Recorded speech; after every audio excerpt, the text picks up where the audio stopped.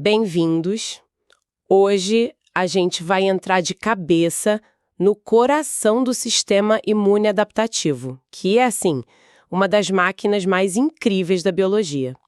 O nosso foco vai ser a arquitetura dos anticorpos, que a gente também conhece como imunoglobulinas. Exato. E as fontes que a gente analisou mostram uma molécula que é tipo detetive e soldado ao mesmo tempo. É uma boa definição. E isso já leva a gente para uma pergunta central que vai guiar a nossa conversa. O anticorpo, pelo visto, tem uma vida dupla. Ele não é só uma arma que fica boiando no sangue. Ele começa a vida como um sensor, sabe? Grudado na parede de uma célula. Uhum. Então, como é que uma molécula só consegue fazer essa transição? Como ela pode ser um alarme de incêndio na parede e, ao mesmo tempo, o bombeiro que corre para apagar o fogo? É uma ótima pergunta. E a resposta, pelo que tudo indica, está toda no design dela, na sua engenharia. E o nosso objetivo hoje é exatamente esse, é desmontar essa peça de engenharia biológica. A gente vai entender de onde ela vem, por que ela tem aquele formato famoso de Y e, principalmente, como essa forma permite uma divisão de trabalho que é francamente genial. Vamos lá. Certo, vamos começar pelo começo, então. Para construir qualquer coisa, você precisa de uma fábrica, né? Qual é a fábrica dos anticorpos? Olha, nisso as fontes são unânimes. A produção deles é um trabalho exclusivo, super especializado, de um tipo de célula. A linhagem de linfócitos B. Só eles fazem isso. Só eles. É um dos pilares da imunidade adaptativa. E o mais fascinante, como você falou, é que essa fábrica especializada produz duas versões do mesmo produto. Ah, para duas funções diferentes, imagina. Exatamente. A primeira forma é a que fica ligada na membrana da própria célula B. Então, peraí, antes de ser uma arma, ele é um sensor. Precisamente. Ele funciona como os olhos e ouvidos da célula. O nome técnico é receptor de célula B, ou BCR. Ele fica ali na superfície, sabe? Como um sentinela no muro de um castelo. Vigiando. Vigiando, esperando o primeiro contato com um invasor específico. Se não aparecer ninguém, ele fica quieto. Mas se o patógeno certo cruzar o caminho dele, o alarme soa. Entendi. Se essa primeira forma é um alarme fixo na parede, isso só alerta aquela célula. Para proteger o corpo todo, precisaria de uma versão móvel, que patrulhasse o sangue, os tecidos. É essa a segunda forma? Você pegou a lógica do sistema perfeitamente. É isso mesmo. Uma vez que o sentinela ali na muralha, o BCR, identifica o inimigo, a célula B é ativada. E aí o que acontece? Ela se transforma, vira uma verdadeira fábrica, que a gente chama de plasmócito, e começa a produzir e secretar, a liberar anticorpos em massa. Ah, agora sim é a versão móvel. Agora sim, são moléculas solúveis liberadas na corrente sanguínea, nos fluidos do corpo, para caçar e neutralizar as ameaças onde elas estiverem. A molécula passa de um alarme local para uma força de intervenção que circula por tudo. E aqui tem um dado das fontes que eu tive que ler 2 vezes. Um adulto saudável, de 70 quilos, produz de 2 a 3 gramas de anticorpos por dia. É muita coisa. É quase o peso de uma moeda de 10 centavos a cada poucas horas. Nosso corpo é uma fábrica incansável funcionando 24/7. É uma escala industrial de verdade. E esse número esconde um detalhe mais interessante ainda. Quase 2/3 disso tudo, tipo uns 2 gramas, são de um tipo específico, a IgA. E onde ela atua principalmente? Tinal. Isso mostra que o sistema imune não fica esperando o perigo chegar, sabe? Ele mantém uma vigilância massiva nas nossas portas de entrada para o mundo, como o intestino. É uma defesa proativa. Entendi. Faz todo sentido. Ok, então temos essa produção em massa. Mas para entender como a arma funciona, a gente precisa olhar o design. As fontes falam muito dessa forma de Y. O que compõe essa estrutura? A estrutura básica é elegantemente simétrica. Pensa num kit de montagem com 4 peças. Ok. 2 peças longas e idênticas que a gente chama de cadeias pesadas.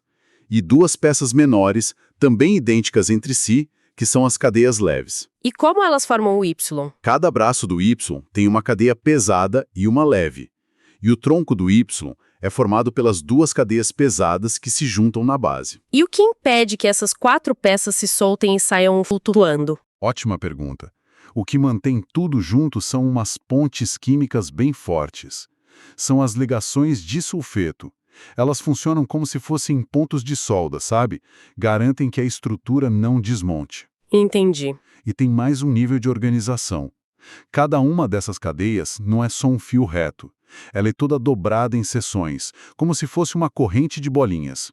Cada bolinha dessas é um domínio IG, E por que isso é importante, essa estrutura de domínios? porque ela dá estabilidade e modularidade.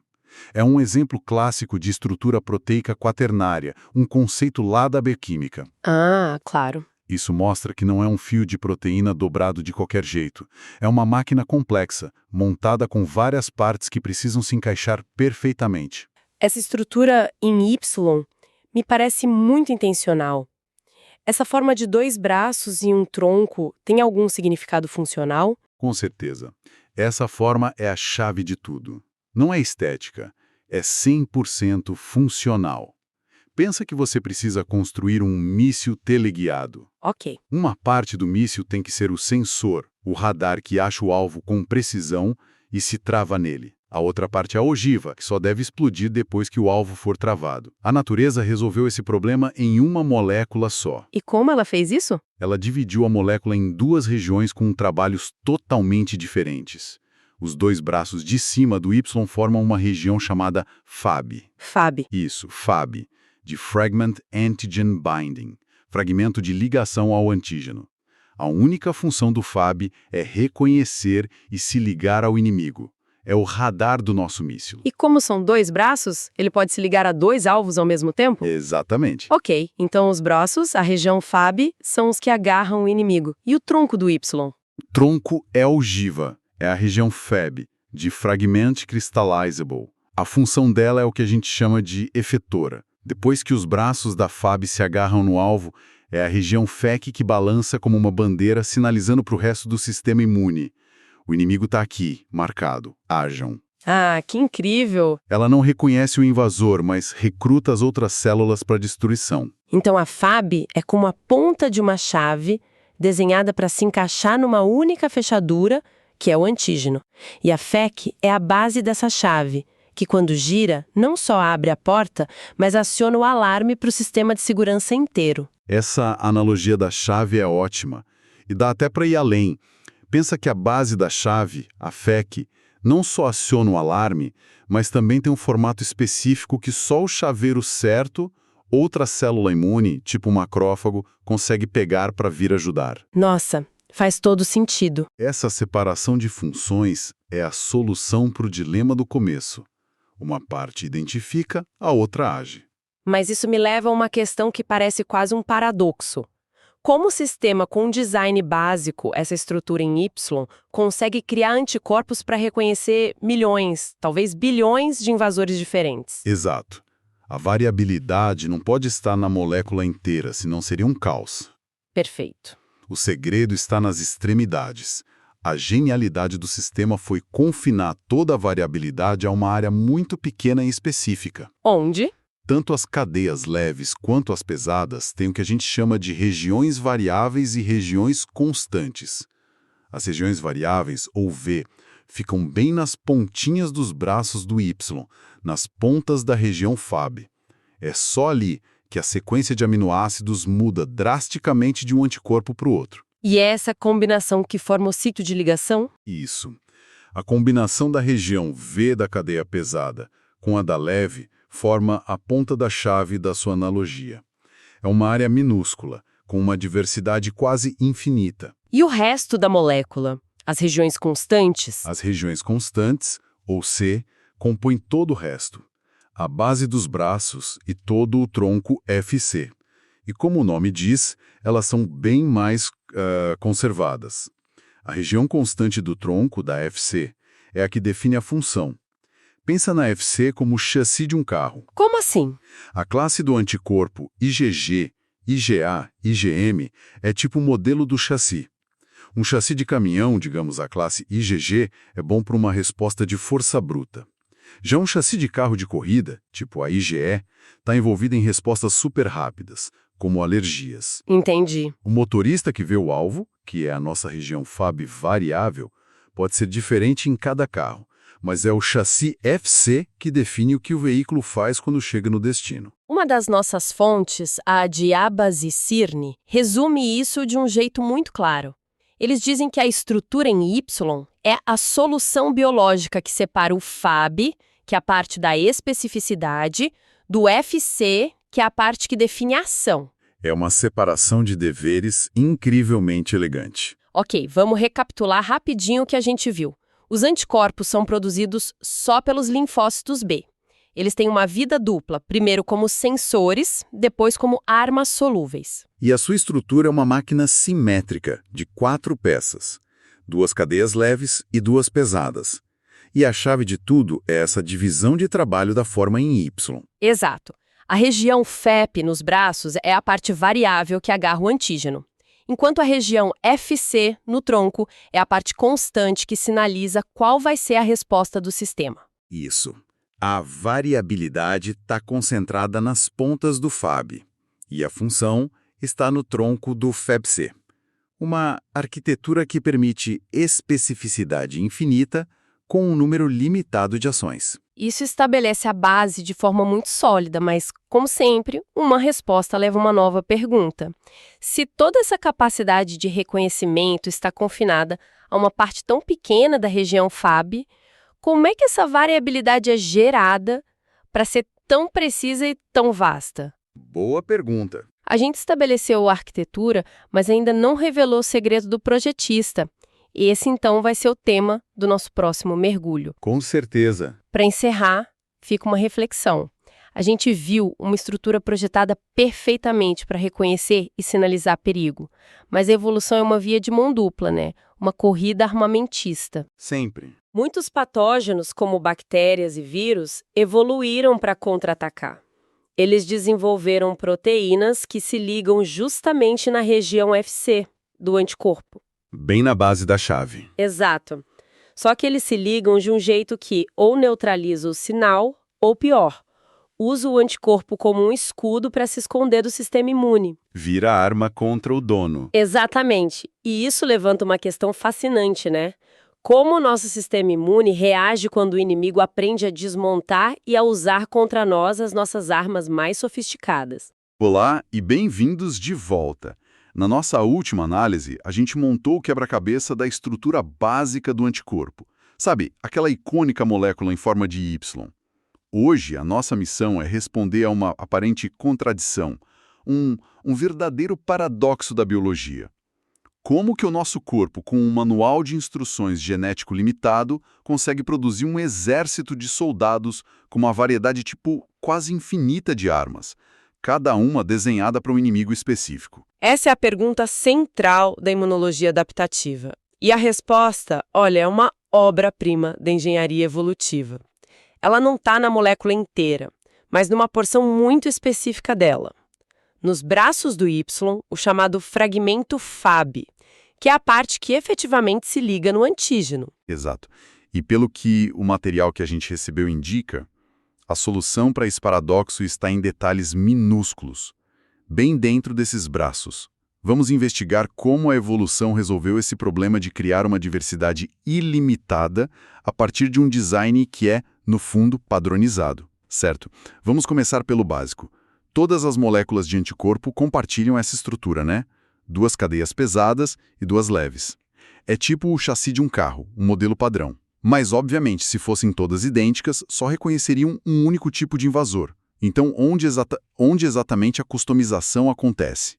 É a ponta inteira do Y que muda? Essa é uma ótima maneira de colocar a questão. A variabilidade, como o nome já diz, está concentrada nas extremidades, nas regiões variáveis, ou regiões V. Mas o que é realmente fascinante é que a evolução foi ainda mais eficiente que isso. Mesmo dentro dessas regiões V, a maior parte da estrutura é relativamente conservada. A variabilidade massiva mesmo, ela está restrita a 3 trechos curtíssimos em cada cadeia. 3 na pesada e 3 na leve. Peraí, calma, isso é incrível. Então você está dizendo que não é a mão inteira que muda para cada tarefa, mas só as pontas dos dedos. O resto do braço e da mão continua praticamente o mesmo, E a evolução encontrou um atalho genial focando a mudança só nos pontos de contato direto? É exatamente esse o ponto. É a grande sacada. Esses trechos são chamados de regiões hipervariáveis por um motivo. Eles são verdadeiros hotspots de variação genética. E quando a proteína se dobra na sua forma tridimensional, essas 6 alças, as 3 da cadeia leve e as 3 da pesada, elas se juntam bem no topo do fragmento Fab, lá na extremidade. Juntas, elas criam uma superfície única, uma topografia molecular específica. E essa superfície é a que vai de fato tocar o invasor. É aí que entra o tal nome que a gente viu nas fontes, os CDRs. Correto. Essa superfície formada pelas 6 alças é o sítio de ligação ao antígeno. E por ser a peça que determina o encaixe perfeito, essas regiões também recebem um nome funcional, regiões determinantes de complementariedade, ou CDRs. O nome é bem autoexplicativo, né? Elas determinam a complementariedade entre o anticorpo e o seu alvo. Isso me lembra muito o modelo clássico da bioquímica, o chave-fechadura. A fechadura seria essa superfície criada pelos CDRs e a chave seria uma parte do antígeno, certo? Sim, essa é a analogia clássica. E ela funciona bem. O modelo talvez um pouco mais preciso, também da bioquímica, é o de encaixe induzido. A fechadura não é totalmente rígida, entende? Ela pode se moldar sutilmente ao redor da chave para criar uma conexão ainda mais firme. A combinação única de aminoácidos nessas 6 alças cria um formato e uma distribuição de cargas elétricas que são perfeitamente complementares a uma parte específica do antígeno, que a gente chama de epítopo. Então, só para deixar bem claro, a gente pode ter um anticorpo que neutraliza a bactéria Salmonella e outro que combate o vírus da influenza. Os dois podem ser da mesma classe, digamos IgG, ter 95% da sua estrutura idêntica, mas a diferença crucial, que define quem eles atacam, está só na sequência de aminoácidos dessas 6 pequenas alças. É uma economia de design impressionante. É a solução da natureza para um problema de otimização. Em vez de inventar uma molécula completamente nova para cada um dos milhões de patógenos possíveis, o sistema imune foca a variação exatamente onde ela é necessária, na interface de reconhecimento. Isso permite gerar um repertório de reconhecimento vastíssimo, com um custo genético e energético muito menor. Ok, o encaixe é super específico e isso ficou claro. Mas me ocorreu uma questão prática. No mundo real, um vírus ou uma bactéria é uma superfície tridimensional, complexa, muitas vezes irregular. Os locais onde o anticorpo precisa se ligar, os epítopos, eles nem sempre vão estar na distância perfeita um do outro para os 2 braços do Y se encaixarem, né? Como o anticorpo lida com isso? A molécula é rígida como uma pinça de metal? Essa é uma observação fundamental e aponta para outra camada de sofisticação no design do anticorpo. Se a molécula fosse rígida, a eficiência dela seria drasticamente reduzida. Um anticorpo rígido só conseguiria se ligar a 2 epítopos se eles estivessem exatamente no espaçamento correto, o que raramente acontece na prática. A rigidez seria um grande defeito de projeto. Então tem que haver alguma flexibilidade. Onde ela está? Ela está numa região que conecta os 2 braços Fab ao tronco FC da molécula. Isotipos como IgG, IgA e IgD possuem uma seção rica em aminoácidos como prolina e cisteína, chamada de região da dobradiça ou hinge region. O nome é bem literal. Ah, então funciona como uma dobradiça de porta mesmo, permitindo que os braços se abram e fechem. Isso, e até mais que isso. Pense nela como uma junta universal que permite não só abrir e fechar, mas também girar e se contorcer em diferentes ângulos. Essa flexibilidade dá aos fragmentos Fab uma liberdade de movimento considerável.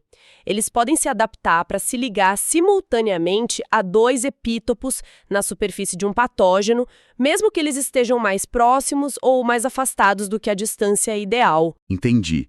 E se ligar em 2 pontos ao mesmo tempo deve aumentar muito a força da conexão, imagino. É como tentar segurar uma bola de basquete com uma mão versus com as 2. Com 2 mãos, a pegada é muito mais segura. Exatamente. E essa distinção nos leva a 2 conceitos cruciais na imunologia: afinidade e avidez. É importante não confundir os dois. Ok, vamos com calma aqui. O que é afinidade, então? A afinidade é a força da interação em um único sítio de ligação. É a força com que um único braço Fab se liga a um único epítopo. Pense nela como a força de um único ímã. Pode ser fraca, moderada ou forte. Certo, afinidade é a força de uma mão, entendido. Mas o anticorpo tem duas mãos. O efeito da segunda mão é simplesmente somar, quer dizer, dobrar a força, ou acontece algo a mais? Acontece algo muito mais poderoso. A força total e combinada de múltiplas ligações é o que chamamos de avidez. E por causa de efeitos sinérgicos, a avidez é muito, mas muito maior do que a simples soma das afinidades individuais. A flexibilidade da dobradiça é o que permite que essa avidez seja alcançada na prática. Você pode dar um exemplo para isso ficar mais claro? Claro. Pense na diferença entre um único ímã forte e uma tira de velcro.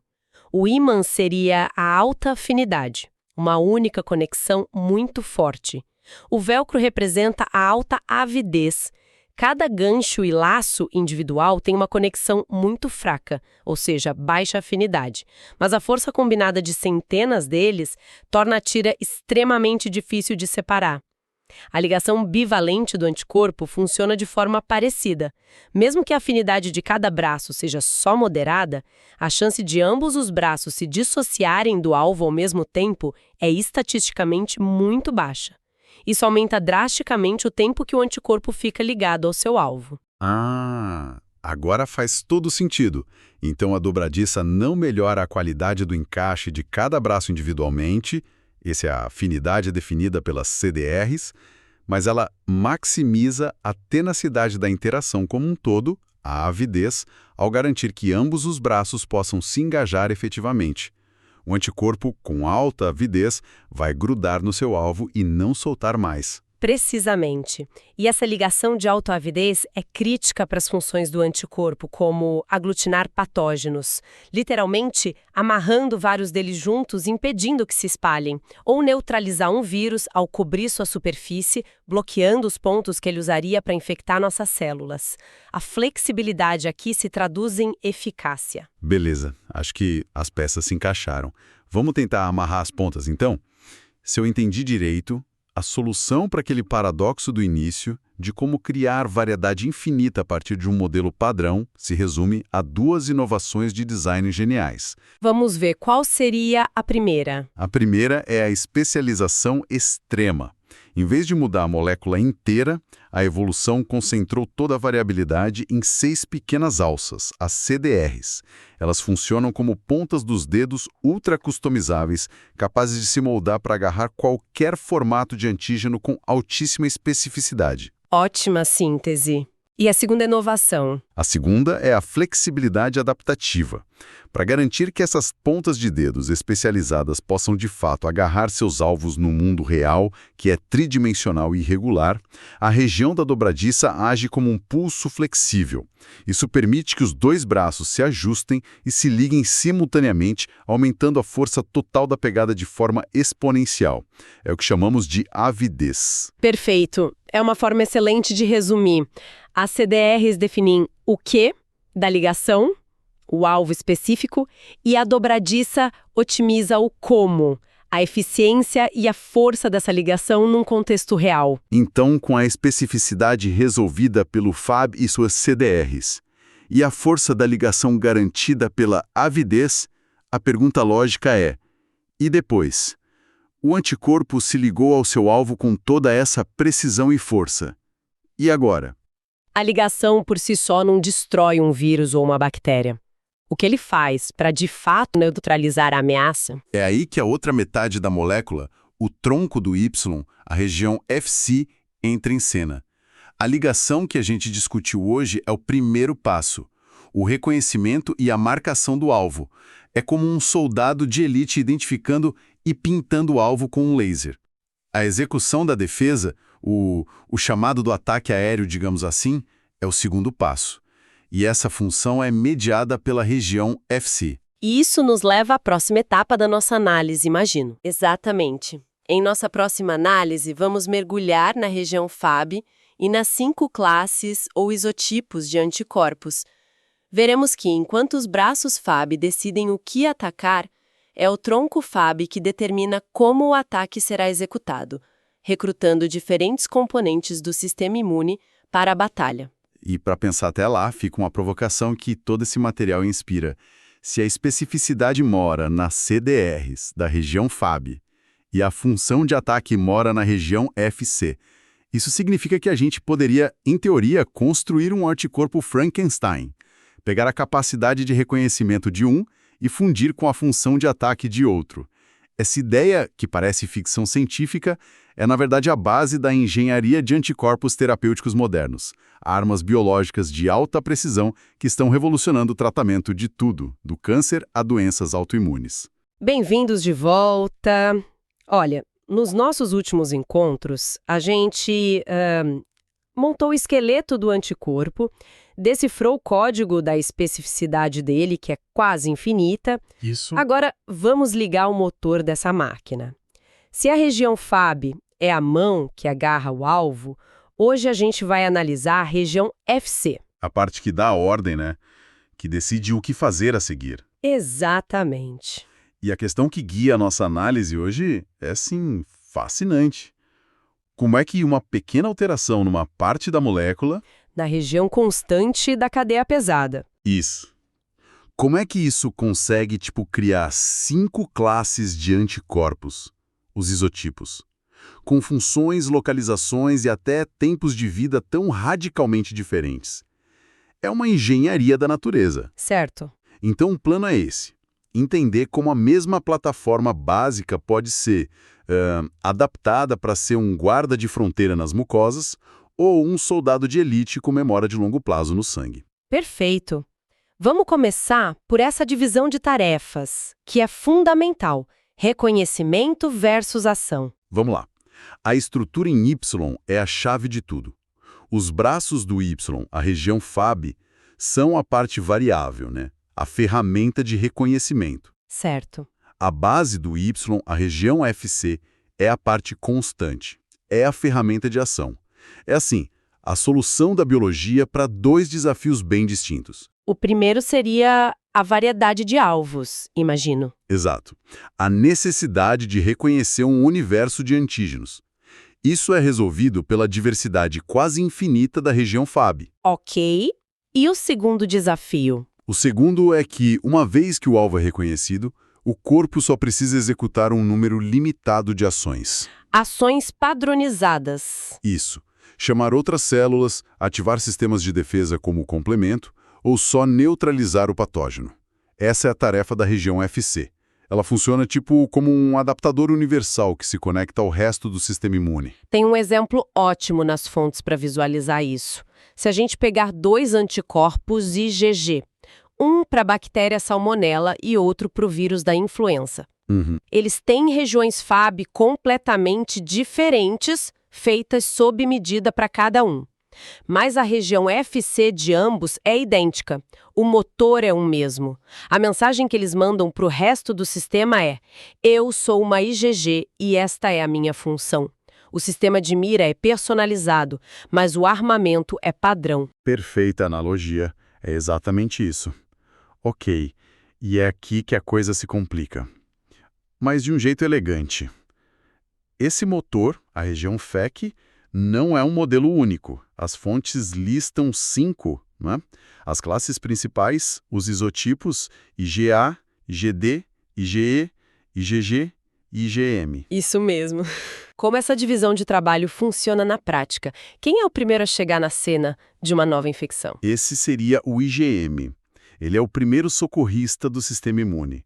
Quando uma célula B é ativada pela primeira vez, ela começa a produzir IgM. E a estrutura dele é diferente, né? É massiva, um pentâmero. Tenta imaginar 5 anticorpos de mãos dadas formando um círculo. Nossa! Isso o torna incrivelmente eficiente para aglutinar patógenos e para ativar o sistema complemento, que é aquela cascata de proteínas de defesa. É a força bruta inicial. Entendi. Uma resposta rápida, potente, mas talvez não tão refinada. Exato. E quem protege as nossas barreiras? O intestino, Os pulmões que estão sempre em contato com o mundo lá fora. Aí entra a IgA, a segurança de fronteira. As fontes trazem um dado que é impressionante. Qual? Um adulto saudável produz de 2 a 3 gramas de anticorpos por dia, e quase 2/3 disso tudo é IgA. 2/3 é muita coisa. É muita coisa. Ele é secretado nas mucosas e a função principal dele é neutralização. Ele impede que toxinas e micróbios sequer entrem no nosso corpo. É nossa primeira linha de defesa ativa. Impressionante. Então já cobrimos a resposta imediata e a proteção de fronteira, e o principal soldado no sangue, o veterano de longa duração. Esse é o IgG. É o isotipo mais abundante no soro e, assim, a espinha dorsal da nossa memória imunológica. É a base de muitos medicamentos também, né? Totalmente.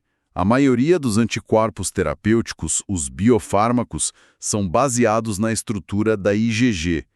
Engenheiros de proteínas passam a carreira inteira modificando a região Fc da IgG para otimizar a função de um medicamento. A frase das fontes é ótima para lembrar. A dos 3G. Essa mesma. Grande em quantidade, generalista e de grande meia-vida. Certo. Mas antes de mergulhar nessa meia-vida, a gente mencionou 5 isotipos. Faltam 2, e o IgE e o IgD. Onde eles entram? São as forças especiais, jogadores de nicho, mas com papéis cruciais. A IgE é especialista em alergias e na defesa contra parasitas tipo vermes. O sistema de alerta. Exato. Pensa nela como o alarme do corpo. Quando ela é ativada, desencadeia uma resposta inflamatória massiva, liberando histamina. E a IgD? A IgD é mais misteriosa. Ela fica principalmente na superfície dos linfócitos B e parece funcionar como um sensor inicial, sabe? Ajudando a ativar a célula B quando ela encontra o antígeno dela pela primeira vez. Ok, agora o quadro está completo. Vamos focar nesse superpoder da IgG que você mencionou. A meia-vida dela dura uns 23 dias. Isso. A maioria das proteínas no sangue dura horas, no máximo alguns dias. Como a IgG consegue essa longevidade toda? O segredo está num mecanismo, super engenhoso de resgate e reciclagem. Quem faz isso é um receptor chamado FcRn, o receptor Fc neonatal. E isso acontece onde? Principalmente nas células endoteliais, aquelas que revestem o interior dos nossos vasos sanguíneos. Vamos analisar isso passo a passo, então. Como funciona esse resgate? Tudo começa com um processo chamado pinocitose. A célula endotelial basicamente bebe um pouco do plasma sanguíneo. Engolindo tudo que está ali. Exatamente. Albumina, outras proteínas e, claro, a IgG. Então, no começo, a IgG é capturada junto com todo mundo, sem nenhuma distinção. Nenhuma. Como ela é salva, então, do que parece ser um caminho direto para a destruição? A mágica acontece no passo seguinte. Essa bolsa que se forma dentro da célula, a vesícula, se transforma em um endossomo. E o ambiente lá dentro fica ácido. Ácido. E essa acidez é o gatilho. É o gatilho. É uma questão de cargas elétricas. A região Fc da IgG tem resíduos de um aminoácido, a histidina, em locais superestratégicos. Ok. No pH neutro do sangue, esses resíduos são neutros, mas no ambiente ácido do endossomo, eles ganham uma carga positiva. Ah, isso cria uma atração. Uma atração magnética, pode-se dizer, com o receptor FcRn, que está ali na parede do endossomo. É um interruptor molecular ativado por pH. Como um ímã que só liga na acidez. Então a IgG se agarra no FcRn e as outras proteínas que foram engolidas junto... Elas não têm essa capacidade. Então, enquanto a IgG está lá, segura, ancorada no FcRn, as outras proteínas seguem o fluxo para o lixão da célula, os lisossomos. E são destruídas. São degradadas. O complexo IgG-FcRn, por outro lado, é protegido.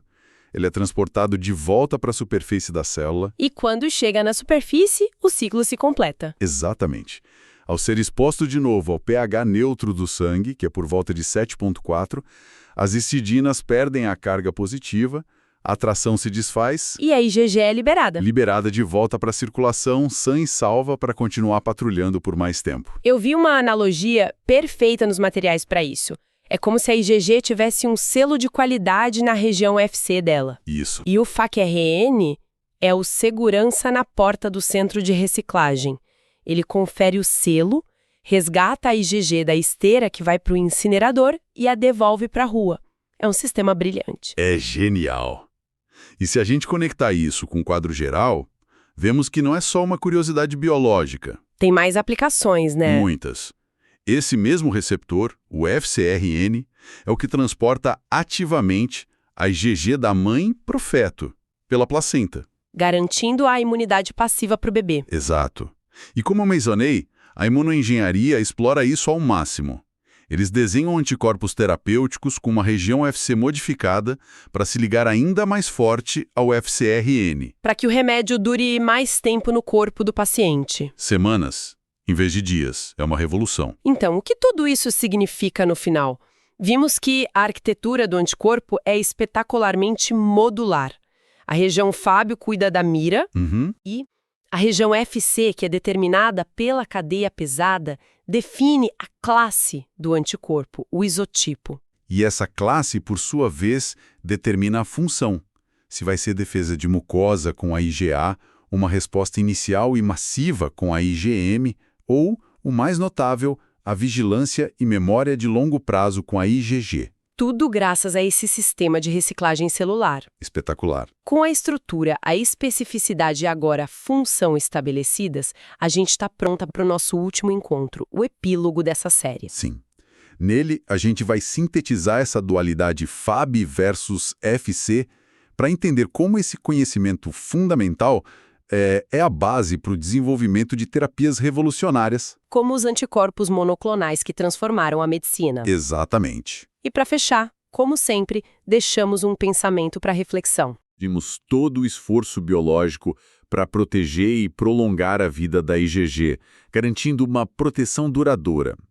Isso levanta uma questão bem intrigante, né? Qual seria? Por que a evolução não aplicou esse mesmo mecanismo de longevidade a todos os outros isotipos? Qual seria a desvantagem de ter um exército de IgM, o primeiro socorrista, ou de IgE, o sistema de alarme, circulando por semanas no nosso sangue? Chegamos ao final da nossa jornada pelo universo dos anticorpos e depois de tudo o que vimos, fica uma questão, um paradoxo que me parece fascinante. Como é que uma molécula só consegue ser, ao mesmo tempo, um detetive super especializado que acha um culpado numa multidão e também um soldado universal que usa sempre as mesmas armas? Essa é a grande questão, né? E a resposta é de uma elegância impressionante. Não é mágica, é design. Um design modular que a evolução foi aperfeiçoando. E entender isso não é só curiosidade acadêmica. Não mesmo. É a base de alguns dos remédios mais revolucionários que existem hoje. Então a nossa missão hoje é justamente essa: mergulhar uma última vez nas fontes para entender como esse design genial, de duas partes, não só resolve esse paradoxo, mas abre a porta para a engenharia de novas terapias. Vamos ver como cientistas conseguem, basicamente, programar esses medicamentos. Ok, então vamos começar pelo problema. Pelo que eu entendi de todo o material, o anticorpo tem duas tarefas, né? A primeira é reconhecer. Exato. Ele precisa achar o alvo específico, um vírus, uma toxina, e se ligar nele com uma precisão absurda, ignorando todo o resto. A tarefa da especificidade. Perfeito. E a segunda, que é tão importante quanto, é a da ação. Depois que ele se liga no alvo, ele tem que fazer alguma coisa. Certo. Tem que dar um sinal, começar uma ação. Não adianta só apontar para o problema, ele tem que ser parte da solução. E a solução da natureza para esse dilema de reconhecer e agir foi dividir a molécula, criar duas regiões com funções diferentes. É a famosa dicotomia entre as regiões que os artigos chamam de Fab e FC. Isso. Se eu fosse arriscar uma analogia, a Fab seria a mão que agarra o alvo, a parte do reconhecimento. É uma ótima forma de visualizar. A região Fab, que significa fragmento de ligação ao antígeno, é exatamente isso. Ela forma os dois braços daquele Y que a gente sempre vê nos desenhos. Aham. E o segredo da especificidade dela está bem nas pontas.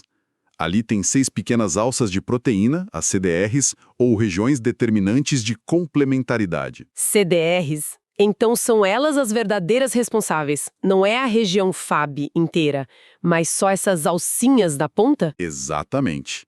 Pensa nas CDRs como se fossem os dentes de uma chave. A estrutura geral da chave, que seria a Fab, coloca ela na posição certa, mas são os dentes, as CDRs, que precisam ter o formato exato para encaixar na fechadura, que é o antígeno. Entendi. E o nosso corpo consegue criar uma variedade, assim, quase infinita de formatos para essas CDRs. É por isso que a gente tem uma chave para quase qualquer fechadura que um patógeno possa ter. Tá, faz sentido. Então, se a Fab e as CDRs são a chave, a outra parte, a região FC, que é a base do Y, ela funciona como o quê? O chaveiro não abre a porta, mas pode ter um alarme, um rastreador. A analogia do chaveiro é perfeita. A região FC, ou fragmento cristalizável, é a unidade de comando. Ela não tem nada a ver com qual alvo o anticorpo reconhece. Nada. Nada. A função dela é ditar a resposta. A estrutura da FC é o que define a classe, ou o isotipo do anticorpo. E cada isotipo é como um chaveiro com uma ferramenta diferente. E isso me leva ao ponto que eu fiquei mais curiosa nos materiais. Se a chave, que é a Fab, e o chaveiro, a FC, são partes separadas, quer dizer que a natureza pode misturar, pegar a mesma chave e colocar em chaveiros diferentes. É exatamente esse o poder do sistema. É um verdadeiro arsenal de opções. Por exemplo, vamos pegar o isotipo IgA. A região FC dele é projetada para uma função muito específica. São segurança de fronteira. Segurança de fronteira. A maior parte dos anticorpos que a gente produz todo dia, uns 2 a 3 gramas, é IgA. Ele é secretado nas mucosas, no intestino, nos pulmões. Fica ali, na linha de frente, neutralizando invasores antes que eles entrem. É o segurança que barra na porta da festa. Que interessante. E o IgM? Um dos artigos descrevia ele como uma molécula gigante. Qual a ferramenta desse chaveiro? O IgM é a tropa de choque, a SWAT. Ele não é um Y só, são 5 deles juntos, tipo uma estrela. A sua região FC foi feita para uma coisa: ativar com força máxima uma cascata de proteínas chamada sistema do complemento. Ah, o complemento. É força bruta. Ele agarra o patógeno com os múltiplos braços e basicamente grita para o sistema imune, começando uma destruição imediata e agressiva. É a primeira resposta, rápida e poderosa. Ok, então temos o segurança de fronteira, que é o IgA, e a tropa de choque, o IgM. Mas aí a gente chega no IgG. As fontes falam que ele dura muito, mas muito mais tempo, tipo 23 dias para o IgG contra só alguns dias para os outros. A diferença é brutal. É brutal. Não pode ser só estrutura, deve ter algum mecanismo por trás disso, né? Sim, e esse mecanismo é uma das coisas mais fascinantes da biologia celular. E ele está totalmente contido na região FC do IgG. Pensa assim. As células dos nossos vasos sanguíneos estão o tempo todo bebendo pequenos goles do plasma, um processo chamado pinocitose. Para mostrar o ambiente. Isso. E nesse gole vai tudo que está por ali, incluindo os anticorpos. E o destino normal para a maioria dessas proteínas seria a degradação, numa central de reciclagem da célula. Certo, lisossomo. Exatamente. A maioria vai direto para lá e é destruída. Mas o IgG tem um passe VIP. Dentro desse compartimento que a célula engoliu, o ambiente fica ácido. E nessa acidez, um receptor especial chamado FcRn, o receptor Fc neonatal, reconhece e se agarra firme na cauda Fc do IgG. Ele diz, opa, essa aqui não. Então ele resgata a molécula da destruição. Exatamente. O FcRn escolta a molécula de IgG por uma rota de fuga, desviando ela da reciclagem e devolve ela sã e salva para a corrente sanguínea. Nossa! E quando ela volta para o sangue, onde o pH é neutro, o receptor solta. Esse ciclo de resgate acontece sem parar, e é por isso que o IgG dura semanas. E o ponto crucial é, essa longevidade é um superpoder da cauda Fc. A chave Fab na ponta pode estar mirando no vírus da gripe ou numa toxina de cobra, não importa. A duração é a mesma. Isso é incrível! A natureza não só criou chaves e ferramentas diferentes, mas também ferramentas com baterias de durações diferentes. E se a natureza tem esse sistema modular, esse Lego imunológico, a pergunta é: nós, no laboratório, conseguimos fazer o mesmo? E aí você chegou no centro da revolução da medicina moderna. É a conexão crucial. Ao entender essa modularidade, os cientistas perceberam que podiam virar engenheiros de anticorpos. Que podiam construir suas próprias moléculas. Exato. Então, eles podem, sei lá, desenhar no computador uma região Fab com CDRs específicas que se encaixem perfeitamente numa proteína que só existe na superfície de uma célula de câncer. É exatamente isso. E uma vez que você tem essa chave super específica, você pode conectar ela à ferramenta FC que for melhor. Quer que o remédio dure muito? Use a cauda FC de um IgG para ele usar o sistema de resgate do FcRn. E se eu quiser uma ação mais forte? Quer que o anticorpo recrute com mais força as células de extermínio, você pode fazer pequenas modificações na cauda FC para torná-la, digamos, mais barulhenta e atrativa para essas células. Isso é a imunoengenharia. É aí que entram aqueles termos que a análise técnica menciona: quimerização, humanização, parecem complexos. Mas a ideia é bem intuitiva. No começo, os anticorpos terapêuticos eram feitos em camundongos. Só que nosso corpo ataca uma proteína de camundongo. A quimerização foi a primeira solução. Pegar a parte de reconhecimento do camundongo, a região Fab inteira, e colar numa base humana, a FC. Era um híbrido. Isso, como colocar a cabeça de um camundongo no corpo de um humano. Já funcionava melhor. E a humanização? A humanização é ainda mais refinada. Em vez de pegar a cabeça inteira, os cientistas pegam só as pontinhas dos dedos, as CDRs, que são as únicas partes que tocam o alvo. O resto da molécula, tipo 95% dela, é totalmente humano. E o nosso sistema imune quase não percebe a diferença. Exato. É a intersecção perfeita da imunologia com a bioquímica e a farmacologia. É um design racional de medicamentos com uma precisão que era ficção científica há algumas décadas. O que, claro, levanta uma questão quase filosófica, né? Se a gente tem essa capacidade de desenhar a especificidade e a função com tanto detalhe, quais são os limites do que a gente pode tratar com essa tecnologia? É uma pergunta vertiginosa. A ideia de que podemos, em teoria, criar uma bala mágica para quase qualquer alvo molecular abre possibilidades terapêuticas imensas. Sim, e uma responsabilidade enorme também. É um novo capítulo na medicina. Com certeza. Bom, para recapitular o ponto central desta nossa análise final, então. O poder do anticorpo está na sua brilhante separação de tarefas. A especificidade, a capacidade de reconhecer um alvo, está na região Fab e é ditada pelas 6 pequenas alças, as CDRs. Enquanto a função, o que fazer depois, e a duração no corpo estão na base da molécula, a região FC, e são ditadas pelo seu isotipo. E entender essa separação é o que abriu o campo da imunoengenharia. E o material que a gente analisou propõe um ótimo teste para ver se o conceito ficou claro. A pergunta é: por que 2 anticorpos diferentes, ambos IgG1, podem atacar alvos completamente distintos, tipo um vírus e uma toxina? E a resposta, aplicando tudo que a gente discutiu, é que, por serem ambos IgG1, suas regiões FC são idênticas. Certo. Isso quer dizer que eles vão ter a mesma função e a mesma meia-vida longa de 23 dias graças ao FcRn. No entanto, suas regiões Fab e, mais especificamente, as CDRs, são completamente diferentes, moldadas para encaixar em alvos distintos. Mesma ferramenta, chaves diferentes. Exatamente. Uma síntese fantástica para encerrar nossa exploração da arquitetura dos anticorpos. Foi uma jornada em tanto. Sem dúvida. O design é realmente espetacular. E para quem nos acompanhou até aqui e ficou com a curiosidade aguçada, eu deixo uma última pergunta para reflexão. A gente entendeu o que são as CDRs, as chaves do sistema, mas como o nosso corpo, com um número limitado de genes, consegue gerar uma diversidade quase infinita de chaves?